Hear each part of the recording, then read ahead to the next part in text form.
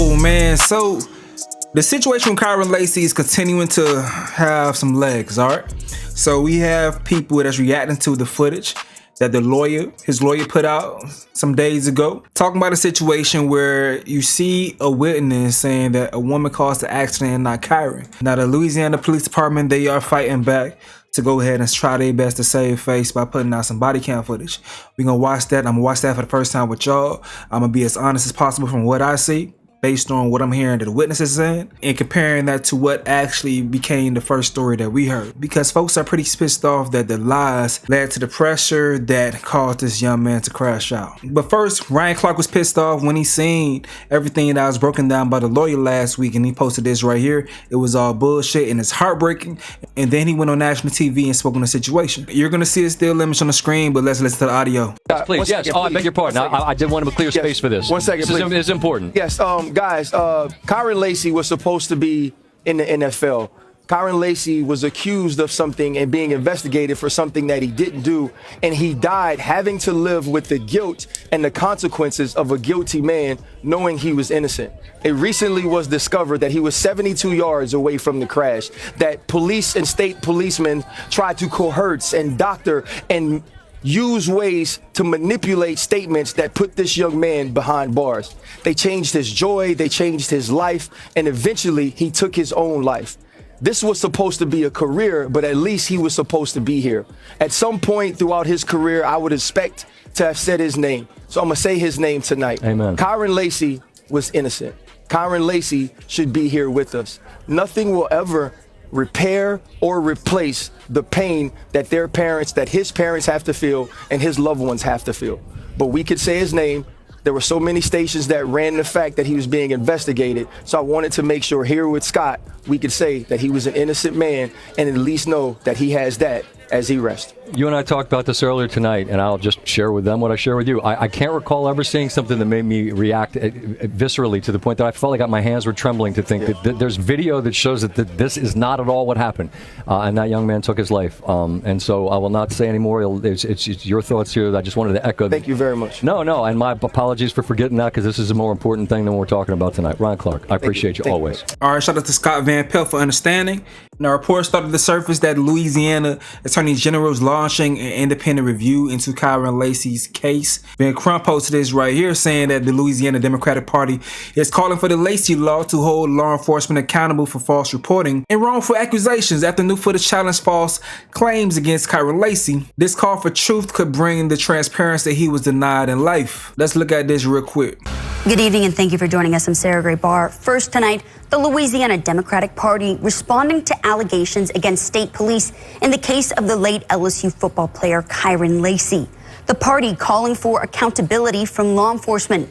Lacy's attorney, Matt Ory, sat down with HTV10 in Houma and revealed conflicting records and video evidence suggesting Lacy was wrongfully accused of causing the crash that killed 78-year-old Herman Hall in 2024.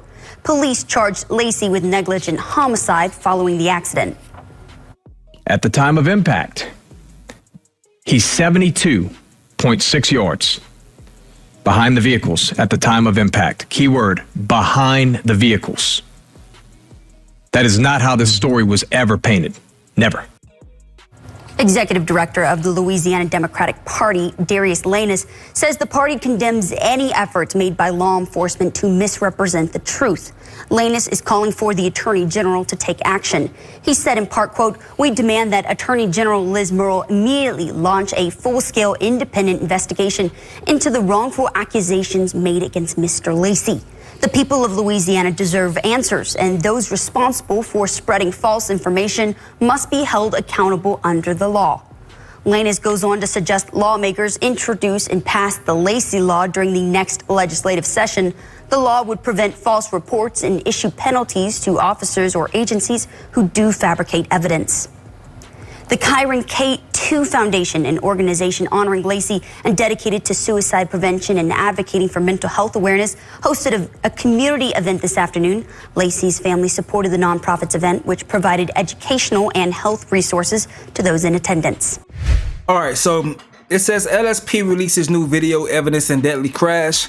Kyren Lacy case. We gonna check this out, but first thing first, let's hear from our sponsors, huh? So there's a reason why I always wear hats in my videos, bro. And it's not because I'm trying to be cool or mysterious. It's because I got this permanent scar on my forehead from a car accident that pretty much messed up my hairline, bro. And it's been years and I've never been compensated for it. Why? Because I didn't have a lawyer. I thought it'd be too expensive or just take forever, so instead of justice, I just got trauma in the crooked hairline, man. Back then, getting legal help felt like filing taxes blindfolded. Too much paperwork, endless phone calls, confusing appointments. I gave up before I even started. But now I know there's a reason why I keep my hat collection stacked up. Just like there's a reason that Morgan & Morgan is America's largest injury law firm. When life hits you hard, you need someone who hits back harder. And Morgan & Morgan, that's a legal powerhouse. Morgan & Morgan & Morgan & Morgan & Morgan & Morgan & Morgan & Morgan & Morgan. They've got over 1,000 attorneys in all 50 states. Real talk, they've recovered over $25 billion for over 500,000 clients. Like in Florida, someone was offered $350K and Morgan & Morgan got them $12 million. Another case in Pennsylvania offered $500,000, walked away with $29 million. So yeah, not all law firms are built the same, man. And submitting the claim is super easy. You can go to forthepeople.com/Stacy. All you have to do is provide your name, phone number, zip code, email, the class type, pick one of these things right here, and then describe what happened and start your claim. It's simple like that. It literally takes under a minute. You don't have to get on a phone call, sit in the office, or fax somebody like it's 1999, dog. You can do it right up from your phone or your laptop. So if you're ever injured, you can check out Morgan & Morgan. Their fee is free unless they win. And once again, you can just click the link in the description below or scan the QR code on the screen to start your claim. Don't be like me, scarred up and empty-handed, man. Be smart and be ready. Okay, so appreciate y'all patience. Now let's see what's going on in this body cam footage, because we seen everything that the lawyer broke down, and that gave enough nuance that you cannot just outright say that the man was the one responsible for the crash, because you have a witness that's saying someone else from their vantage point is responsible for the crash. But let's see this footage right here to see what's going on. I'm Colonel Robert Hodges, Superintendent of Louisiana State Police. You're about to view a critical incident briefing video that is intended to give the community a better understanding of the incident that occurred. The video is inclusive of evidence related to the incident, which may include 911 calls, body-worn camera footage, and other relevant information. As this comprehensive investigation develops, our understanding of the incident may change as additional evidence is collected, analyzed, and reviewed. The Department's ability to investigate these incidents relies on the impartial and transparent investigations, as well as considering the potential criminal responsibility of those involved. On Tuesday, December 17, 2024, Louisiana State Police Troop C began investigating a fatal crash that occurred on LA 20 near Perez Lane and Chack Bay, located in Lafourche Parish. This investigative briefing has been prepared to provide clarification of the facts and an accurate depiction of the evidence in the moments leading up to the crash and the subsequent investigation. Due to differences in technology, the timestamps on the business surveillance footage may not align with the actual time data recorded by Louisiana State Police based on recorded radio communications. According to the video timestamp, at 12:03 p.m. and 52 seconds, a green Dodge Charger is seen traveling south in the opposing lane on LA 20 at a high rate of speed, passing 3 passenger vehicles and 1 loaded 18-wheeler in a designated no passing zone with a 40-mile-per-hour posted speed limit. As the green Dodge Charger returns to the southbound lane, aggressive braking and engine deceleration are immediately followed by a crash that can be heard on the surveillance footage.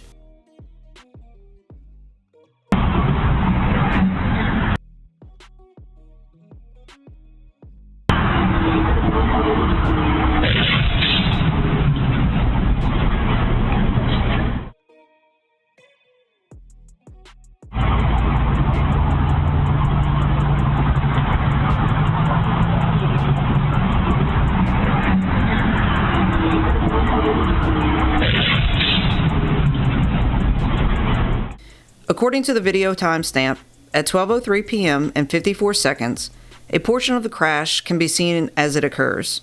Moments before the crash, the gold pickup truck abruptly veers out of the northbound lane into a business, while the green Charger is approaching in the same lane.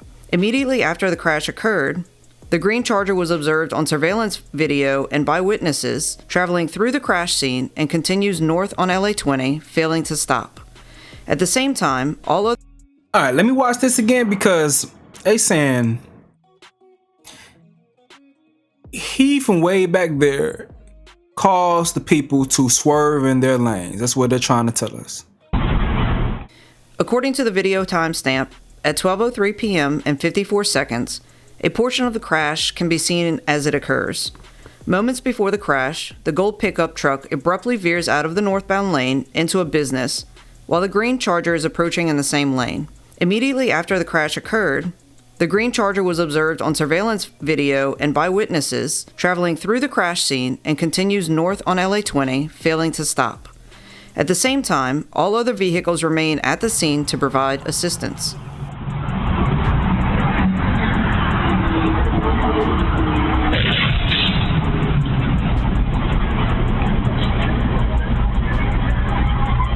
Continues north on LA 20, failing to stop. At the same time, all other vehicles remain at the scene to provide assistance.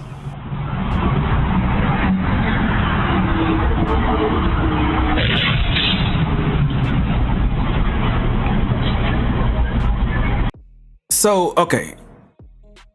So they saying that he was swerved into oncoming traffic in the car that was in front of him to avoid colliding with them, swerved into the other lane and hit a different car. Is that what they're trying to portray?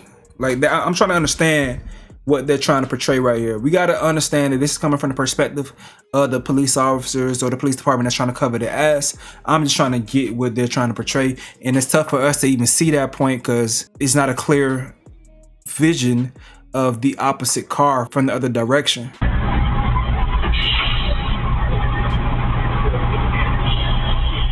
The briefing will now transition to the trooper's response and investigation. At 12 o'clock p.m., a two-vehicle injury crash with road blockage was dispatched to Louisiana State Police Troop C via the 911 dispatch system. The responding trooper arrived on the scene at 12:07 p.m. and was immediately met by numerous witnesses who described a green Charger driving aggressively and causing the crash. The video has been edited for time purposes. Region 2, be advised, we got total road blockage on LA 20.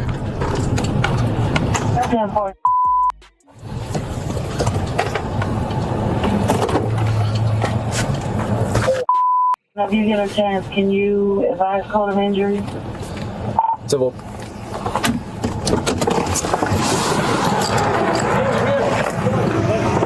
It's a natural instinct to turn and then she had no hit head on. Did you see a green Charger flying that way? A green Charger that going that way? There was a green Charger. There was a green Charger caused all this. SRT8, he caused all that. He went to pass the cars way back there, sir. The green Charger collided with these cars? He went right between. He went around that truck, okay? He was passing up with her right now. And she had no choice. She hits the bone, she gets this. How are they injuries? What she are they? got a broken ankle. And two are back injuries and then stuff like that. Yeah. I was so two back injuries, one broken ankle? Yeah. I'm not exactly. I just told him not to move. You know what I'm saying? Me doing my part. You said something about a green Charger. Who told you something about a green Charger? I'm down 18 wheeler right there, sir. Okay, so you saw it? I saw it. What did you see happen? He went to pass him. I say when he went to pass me cars back there around around the curve. All right. Yeah. Okay. All right. Hey, he come down, right? When he come down, I got Mr. Okay. He had his brother that he was taken to the emergency room, to the hospital, or something like that, chemo, something like that. But I got his number also to verify this, because he was the car that was in front of her. When that green Charger came, he went caused this whole big traffic, so everybody went to hitting brakes because the Charger. I thought he was hitting the gold truck head on, so he jammed on brakes. She was coming down, they was going that way. When I saw... Which way was the Charger going? The Charger going this way. Was going this way, okay. She was coming this way. Okay. They was going this way also. Mr. jammed on brakes. She went to dodge Mr. And that's when she came on. I was about to gas hit him, on the left side. She come over and hit him. Which 18-wheeler were you driving? The Rebel. Right there. So the Charger, I guess, passed you up? The Charger D-line, it was cars behind me because I'm taking my time. And the Charger passing all these cars in this everybody. lane? And so almost hit this one head on? No, he almost hit this. It was a gold truck. I got his number right here. That's why I took his number and his name. Almost hit the gold truck head on? Yeah, that's his number and phone number and name. So the gold truck, what the gold truck do? The gold truck in this area right here. The gold truck slams on his brakes. Slams on brakes to stop the Charger. The Charger swerves back in. Okay. Cut somebody else off, whoever was behind them. Okay. But then they slammed on, the Charger, he swerved in front of them. They slammed on brakes. And by this time, Mr. he slips through, right? Okay. As he slips through, she's coming. She like to ram the back of the gold truck. That's what I'm saying. She almost hit the back of Mr. Yeah, Mr. Was Mr. truck hit? No. He was missed. Okay. So the truck, Mr. He slammed on it. In other words, it was right up. The gold truck was right up there. Right. Yeah. He slams on his brakes to avoid the Charger. Yeah. This car, what? Cuts that car off, if I'm not mistaken. So what does this car do? It just swerves out the way to avoid. So because I was watching it too. She turned the wrong way. Yeah. Instead of going towards the post, she turned this way. Okay, so she turned this way, and then this car was just coming. Yeah. I got you. Yeah. I got you. Yeah. And then the Charger came around. That's the number for the guy that was in the gold truck. Okay. Charger passed in between the mailbox and the Charger car. stopped. I took that because he was using it, but Okay. And see what happened, the Charger had stopped. Is it a green Charger? Yeah. But then when he seen what happened, he almost hit me because he came right here. And kept on. He was the only one he was one of the only ones that jumped out of traffic. Everybody else turned around went the other way. He jumped out of traffic, eased through here, and went on down the road. Okay. Now with dude telling the story so confidently, he's telling the story so confidently, albeit that's his perspective. He's seeing it, the car's passing by him, he's seeing everything in front of him. He's an 18-wheeler. He got to be on point because I'm pretty sure there's a lot of ramifications if he gets into a car accident. So he's probably really paying attention to what's going on the road, and this is his perspective. And I could see why the police officers would take heed to what he's saying. You have also someone else seconding what he's saying right there. I know people gonna be upset with me from saying I can understand why people take heed to what he's saying, but then my concern comes into whose story weighs more than the next person's story when you have the other perspective from the guy that they're describing in the gold truck. All right, so that's what it's gonna come down to, because when you tell the man in the gold truck what he should include in his testimony, that becomes an issue. That's where there's an issue right there. You know, you go and you investigate and you may ask the person questions, but based on whatever the recollection is, let that live and let that be that. If not, then you will cause some confusion from people that are viewing the citizens because they want things to be done the right way. They don't want any possible manipulation from the cops. We know how they play. But with dude right here being so strong about what he's saying, you have to consider it. Because if this footage comes out and this lady right here, whoever was driving, if she's the only one that's mainly responsible for the wreck, then her family would be going crazy saying, yo, you saying that my sister or whomever is responsible, but you have a witness that's saying the green Charger was responsible. So it's going to be that way. Kyren Lacy is going to get most of the support because he's well known and things of that sort. But if the blame is placed on her, then people will be looking at his body cam footage saying, yo, that witness is saying it's not his fault, in comparison to vice versa, where people are looking at the footage of the other dude and saying, no. Dude is saying it's lady's fault. It's he say, she say, and it's above my pay grade to figure out who was wrong. This was going to have to go to the jury more than likely to decide that man's fate. That's why it's going to be going to a grand jury moving forward, because this is tough, boy. This is tough. I ain't gonna lie to y'all, bro. Okay, look, I know it's hurting right now, but do you think you could just tell me briefly what happened? Or do you remember? I just know the truck was stopping on brakes. The other car was trying to pass the other car. I was trying to dodge by not hitting them by coming around. Okay. Do you remember how fast you were going? The speed limit. Okay. Thank you. While on scene, the investigating trooper obtained written and recorded statements. The trooper also spoke with additional witnesses via phone and ultimately obtained written statements later in the investigation. Let's read it. It says, Highway 20 green Charger coming head on, passing multiple cars coming head on.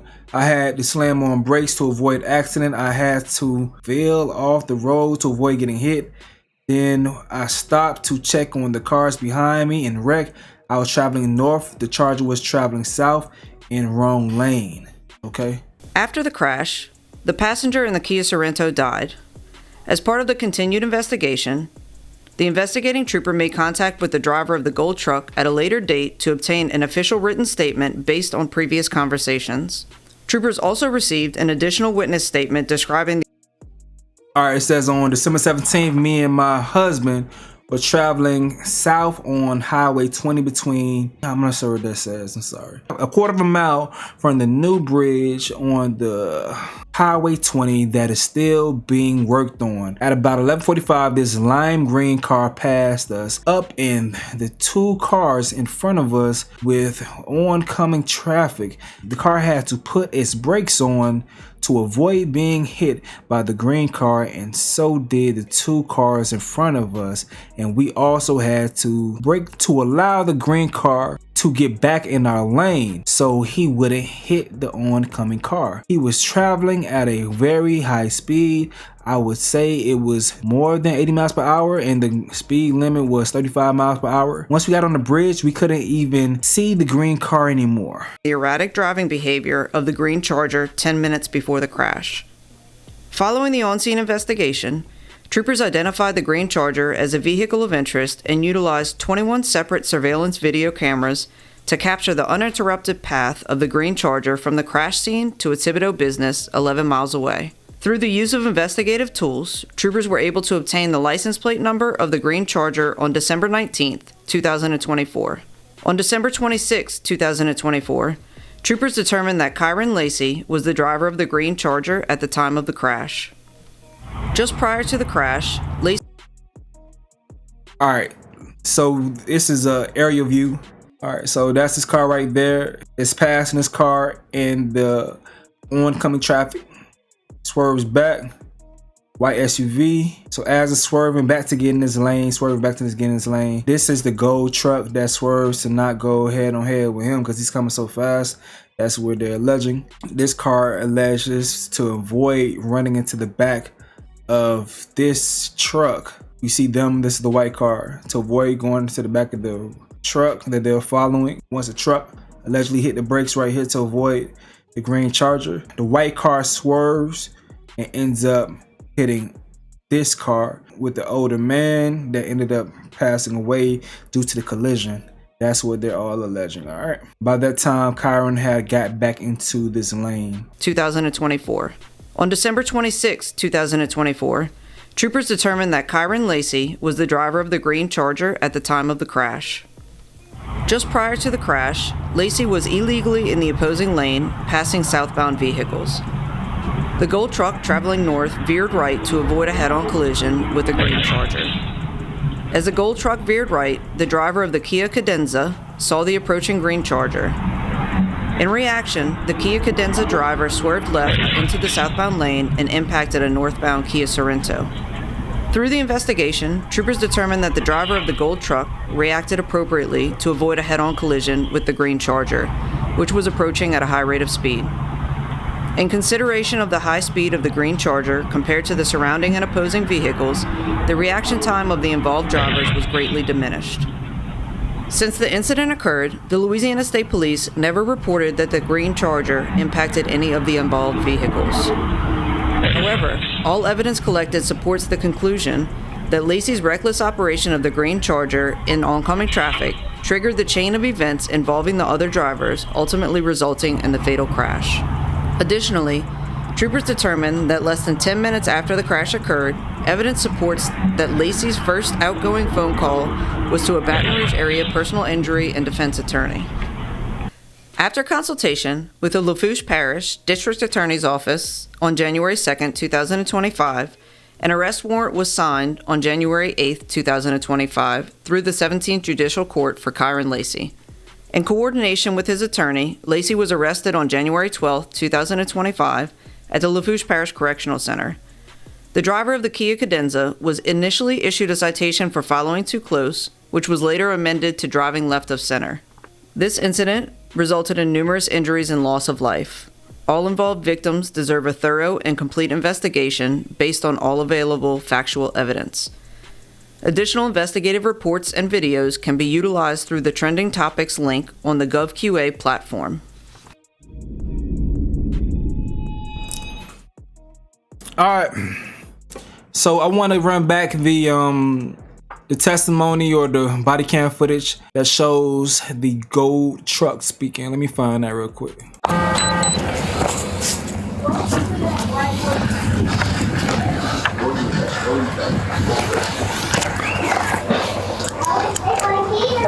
All right, sir. So, look, don't worry about filling any of this top information, like your name, your address. Don't worry about any of that. Just right here, if you could, I'll just have you write exactly what you saw. Just make sure to include, where you were. I don't even know what the name of that highway. It's Highway 20. Highway 20. That you just. All right, me and my wife gonna figure out right quick. Okay, just make sure you add in there that you had to slam on your brakes and the brakes, you had to slam on the brakes to avoid that charger, and the brakes locked up to avoid that charger. That's. I ain't skid mark or nothing. I wasn't even going for it. That lady in the back of me, she didn't saw what was happening. That's how she called that wreck. She was running in the back of me. She pulled on the other side, and that's not in it. So, but the charger was coming right at you, correct? Right. And that's why you had to slam on your brake, the head on with you. So yeah, just make sure you include that, and that's very important because we're trying to locate this charger right now. So just include that in the statement, and I'll read it over, and then I'll be out of here. In that video, you can clearly hear the suggestive nature indicating that I need you to say that you had to slam on your brakes and you had to avoid a charger. Okay, just make sure you add in there that you had to slam on your brakes, and the brakes, you had to slam on the brakes to avoid that charger, and the brakes locked up to avoid that charger. That's. But then you hear Gold Truck, the witness, who's the Gold Truck, what he says. And he says verbatim. I ain't skid mark or nothing. I wasn't even going for it. That lady in the back of me, she didn't saw what was happening. That's how she called that wreck. She was running in the back of me. She pulled on the other side, and that's not in it. I didn't skid marked or nothing because I wasn't even going that fast. That lady in the back of me, she didn't see what's happening. That's how she caused that wreck. She was going to run into the back of me, and she pulled into the other side.